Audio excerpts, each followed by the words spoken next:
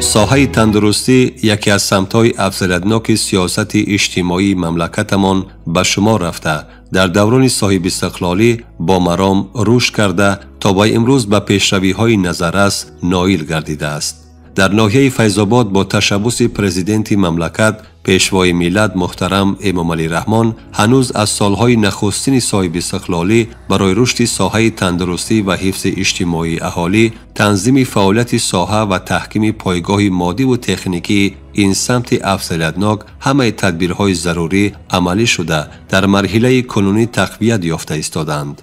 در دوام سالهای اخیر در ناحیه 14 مرکز سلامتی دهات پره از تعمیر برآورده شده. اینچنین کارهای ساختمانی در مرکز سلامتی دهه سر سفید خاک جماعت دهات چشمسار ادامه دارد. از حساب مبلغ‌های بودجتی ساختمان شعبه یاری تعجیلی به انجام رسانیده شده است. در ناحیه یک بیمارخانه مرکزی و دو بیمارخانه منطقوی مسکین آباد و مهرآباد با شماره 200 کت به بیماران خدمت می‌رسانند. همزمان در 46 مؤسسه تندرستی ناحیه از جمله 8 مرکز سلامتی و 5 مرکز ساحوی 8 نفر طبیب دارای معلومات عالی و 316 نفر برادر شفقت و همشیره‌های طبی به مردم خدمت طبی می‌رسانند.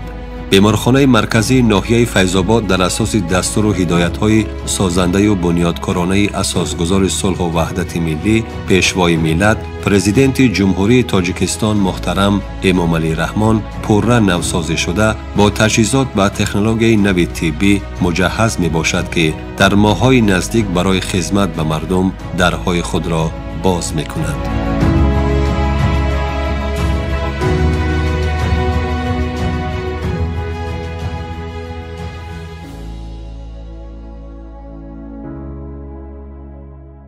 عین زمان بیمارخانه مرکزی ناحیه فیض‌آباد از طرف لایحه خدمت رسانی مجموعی برای مادر و کودک از طرف بانک رشد آسیا تعمیر گذرانده شده است. اینچنین در دایره همین لایحه ساختمان مرکزی تشخیصی توابتی و تعمیر پوره بیمارخانه در نظر داشته شده است و خوشبختانه در مرحله انجام‌یابی است. در دایره همین لایحه اینچنین مجهز گردانیدن بیمارخانه با تمام اسباب و لوازمات های طبی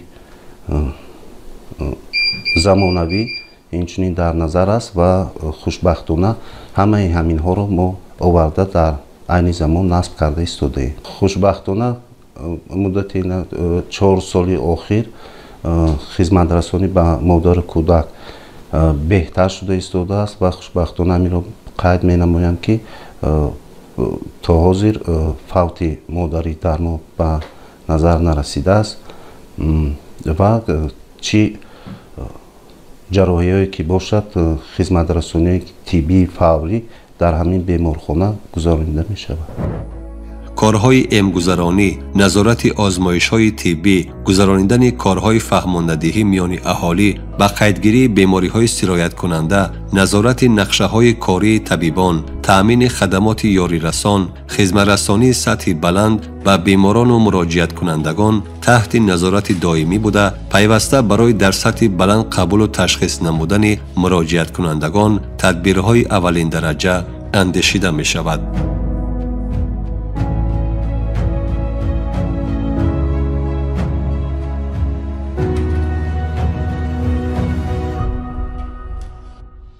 در دوره صاحب استقلالی کشور کمک ولایت طبی سانیتری ناحیه فیض‌آباد ساحه تندرستی ناحیه خیلی پیشروی ها نائل گردیده است که در این دوره زیاده از 29 بنگاه طبی، 8 نقطه طبی و 16 مرکز سلامتی دهاتی پوره از تعمیر کپیتالی برآورده شده و با تجهیزات های زمانوی تجهیزانیده شدند که همه روزه شبانه روزی به اهالی ناحیه خدمت خود را میرسانند. اینچنین در این دوره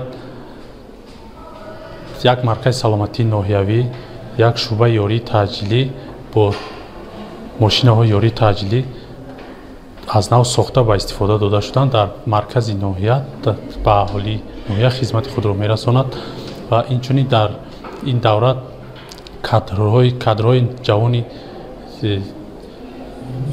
ба кор таъмин карда шуданд ки аз рӯи ихтисосашон яъне дар маркази саломатии ноҳия хизмати худро ба аҳолӣ мерасонанд.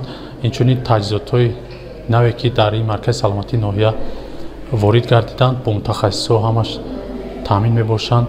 аз қабили рентгени рақамӣ, ултрасадо, таҷҳизотҳои лабораторӣ ва инчунин таҷҳизотҳои барои муоинаи занона ва кӯдакона, таҷҳизотҳои соҳаи травматологӣ, ҷарроҳӣ ки ҳамаи инҳо барои хизматрасонии аҳолии ноҳия кӯмаки худро мерасонанд.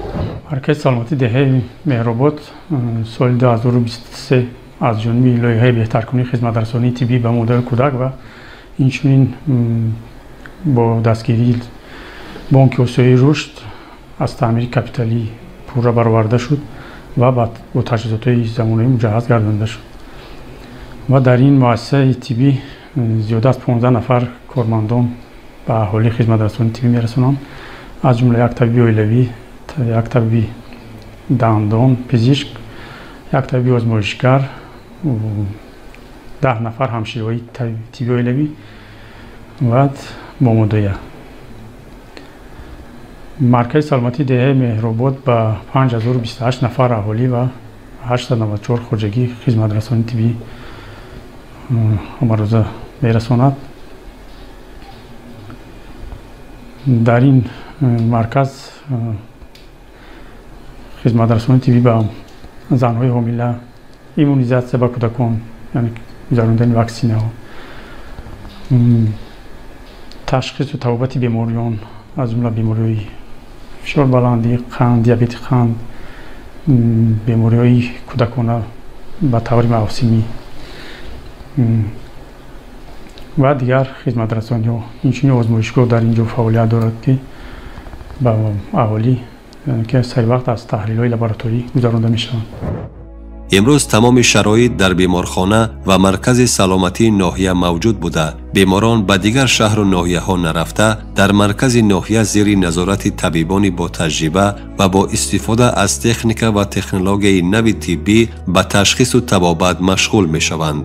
در رابطه با این میتوان گفت که در دوران استقلال دولتی ساحه تندرستی و حفظ اجتماعی اهالی همچون سمت افزایش‌یابی سیاست اجتماعی دولت و حکومت جمهوری تاجیکستان رشد کرده در سمت تأمین حفظ سلامتی اهالی گام‌های استوار گذاشته ایستاده است.